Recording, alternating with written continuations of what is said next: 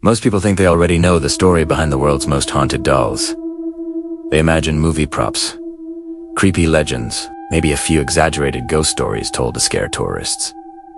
But what if the truth is much stranger than the movies? What if some of the most famous horror characters in history weren't just invented by Hollywood, but quietly inspired by real objects that made experienced investigators deeply uncomfortable? Because long before audiences ever met a killer doll on screen, there were already people documenting strange events around certain toys. Not rumors from the internet, not campfire stories, actual reports, letters, police visits, and museum records.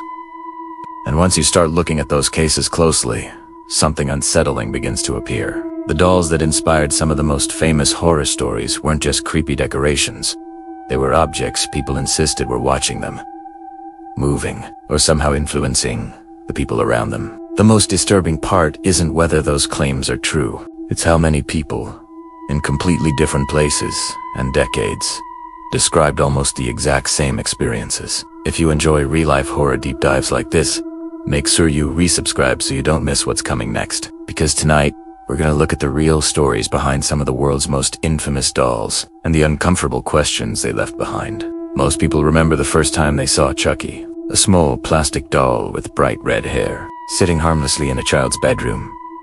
Until suddenly it wasn't harmless at all. The idea was simple but terrifying. A toy designed to look friendly, something meant to comfort children, suddenly becoming the thing watching them in the dark. But the creators of Child's Play didn't just pull that concept out of thin air. Like many horror writers, they were inspired by older stories, cases that had been circulating for decades about dolls people claimed were behaving in ways they couldn't explain. One of the earliest and most well-documented examples dates back to the early 1900s in Key West, Florida. The doll's name was Robert. At first glance, Robert looks almost harmless. A worn cloth doll, dressed in a small sailor suit, with stitched features and button-like eyes. But according to the family who owned him, Robert was never just a toy. The doll originally belonged to a boy named Robert Eugene Otto, who went by the nickname Gene. The story goes that the doll was given to him as a gift sometime around 1904. At first, Gene treated the doll like many children treat their favorite toy. It took it to heat, carried it around the house, even gave it his own name. But after a while, Gene's parents began noticing something strange. They would sometimes hear their son talking in his room late at night, having full conversations with someone. At first, they assumed he was simply using his imagination, but the tone of those conversations began to worry them. Neighbors claimed they occasionally heard the boy arguing with someone Ebensuti, and when his parents asked who he was talking to, Gene reportedly gave the same answer every time: Robert. At first, that didn't seem unusual. Kids often talked to toys. But the unsettling detail was that Gene sometimes insisted Robert was the one speaking first. Soon after, strange incidents began happening around the house. Furniture would be overturned in Gene's room. Toys would appear in different places than where they were left. And more than once, the boy's parents rushed upstairs after hearing loud crashing noises, only to find Gene alone in the room, frightened. When they asked what happened, he reportedly said something that would become part of the story for the next 100 years. Robert did it. His parents assumed it was just a child blaming his toy, until neighbors started reporting something even stranger. Some claimed they saw the doll moving in the upstairs window when the family wasn't home. Others insisted they saw its position change when no one was near it. Of course, stories can grow over time. Memories shift. People exaggerate. But one detail that historians still confirm is that the doll stayed with Gene for most of his life, even after he grew up. Even after he became an adult artist and moved into the same house as a grown man. Visitors to the house later recalled that Robert the doll was still kept in a chair, often positioned where it appeared to be looking directly into the room. Some guests admitted they felt uncomfortable sitting near it, not because they believed it was alive, but because it somehow felt like they were being watched. If you grew up watching horror movies, you might want to send this story to someone who did too. Because once you hear what comes next, the line between fiction and real cases starts to feel thinner than most people realize. Another famous case began decades later, and this one became the foundation for one of the most recognizable horror franchises in the world. The doll known as Annabelle. Unlike the porcelain doll seen in movies, the real Annabelle is much simpler. Just a large Raggedy Ann doll with red yarn hair and a stitched smile. In 1970, the doll was given to a nursing student named Donna as a birthday gift. At first, it seemed like an ordinary toy. Donna and her roommate Angie placed it on a bed in their apartment and didn't think much about it. But within weeks, they started noticing small things that didn't make sense. Annabelle wouldn't be in the same position where they left her. They would place her on the bed before leaving for class, then come home and find her sitting upright on the couch. Sometimes her legs would be crossed, something the soft rag doll shouldn't have been able to do on its own. Just a moment ago, we were inside Donna and Angie's apartment, trying to understand how a simple Raggedy Ann doll ended up kneeling on a chair and leaving messages no one could explain. At first they assumed one of them must be moving it absent-mindedly, until one day both of them were gone for hours and came home to find the doll kneeling on a chair in the living room. Not slumped, not leaning, kneeling. Donna tried to recreate the position herself and couldn't get the doll to stay upright that way. Then the notes started appearing. Small pieces of paper left around the apartment with short messages written in pencil. Help us. Neither Donna nor Angie kept that type of paper in their home, and neither admitted writing the messages. At that point, they decided to ask for outside help. Eventually, the case reached paranormal investigators, Ed and Lorraine Warren, who concluded the doll itself wasn't possessed, but that something was supposedly using it as a way to manipulate the environment around it. Skeptics, of course, have pointed out that many of these events could have had simple explanations: misplaced objects, stress, misinterpretation.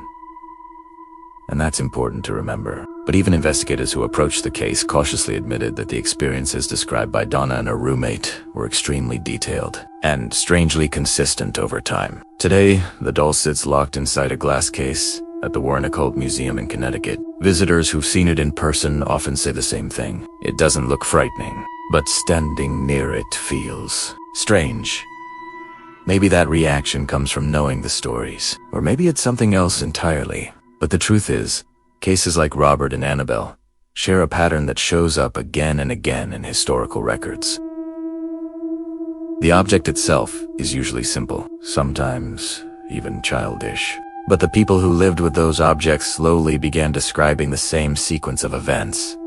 Small movements, objects appearing in new places, unexplained sounds, and eventually, the feeling that something in the room was observing them. Psychologists have studied these cases for years. Some believe the explanation is rooted in suggestion. Once a person believes an object might be moving, they begin noticing every tiny shift. Others think it may involve sleep disturbances, stress, or the human tendency to create patterns from incomplete information. But what makes these stories linger isn't whether the events were supernatural. It's how deeply they affected the people involved. In interviews decades later, people connected to these cases still describe the same uneasy feeling. Not terror, not panic, just the persistent sense that something about the object wasn't right. And when horror writers started hearing these stories, they realized something powerful. The scariest monsters weren't creatures hiding in the forest.